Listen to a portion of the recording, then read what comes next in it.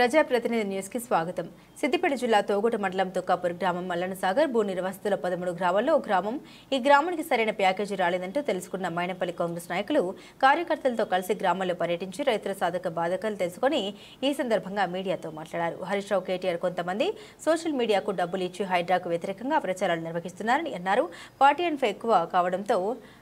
Fund ఎక్కువ కావడంతో ఎక్కడ పడితే అక్కడ పార్టీ ఆఫీసులో నిర్మించుకున్నారని అన్నారు. పింఛను ఇచ్చిన రాతు బంధు ఇచ్చినా అన్ని గొప్పలు చెప్పుకుంటున్నారు కానీ అవన్నీ ప్రజల డబ్బులే అన్నారు. కానీ ప్రతి వ్యక్తిపై 1,00,000 అప్పు ఉంది అని అన్నారు. గౌరవ ముఖ్యమంత్రి గారు ప్రాపర్ గా ఒక ప్లాన్ చేసుకున్నారు అని శ్రీలంక లాగానో బంగ్లాదేశ్ లాగానో డెప్ సిటీలోకి వెళ్లిపోతే అడుక్కునే పరిస్థితి ఉంటుంది అని అన్నారు. ఆ పరిస్థితి రావద్దని 1 సంవత్సరం ఆలోచన చేశారు ముఖ్యమంత్రి రేవంత్ రెడ్డి. గత బీఆర్ఎస్ ప్రభుత్వం చేసిన అప్పులకు గురించి ముఖ్యమంత్రి ఆలోచిస్తున్నారని అన్నారు.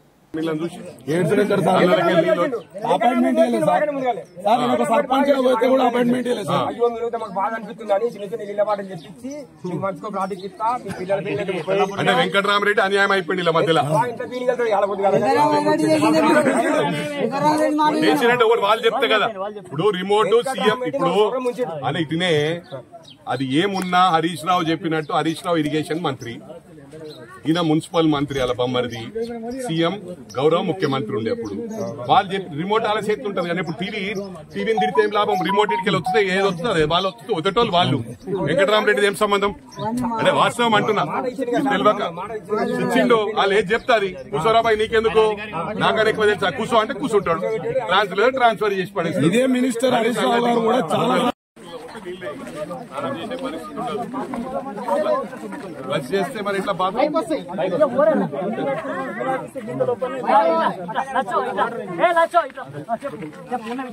బాత్రూమ్ పోయే పరిస్థితి ఉందా మీ దగ్గర? నీళ్లు ఊరుతాయి బాత్రూమ్ లో, నీళ్లు కొడితే నీళ్లు పోవు.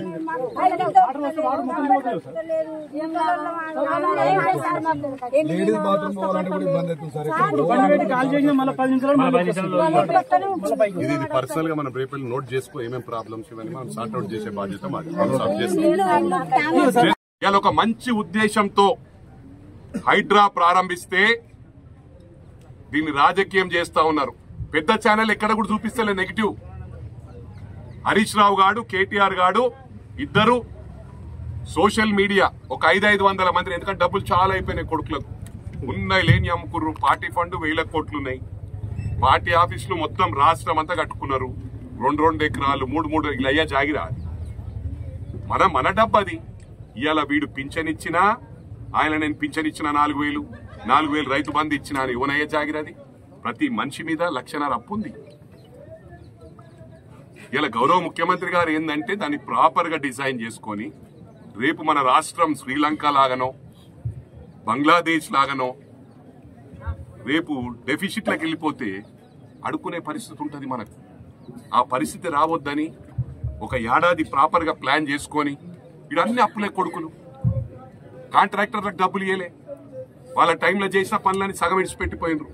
ఎవరిని పని చేయమన్నా నాకు నీ పని చేయమన్నా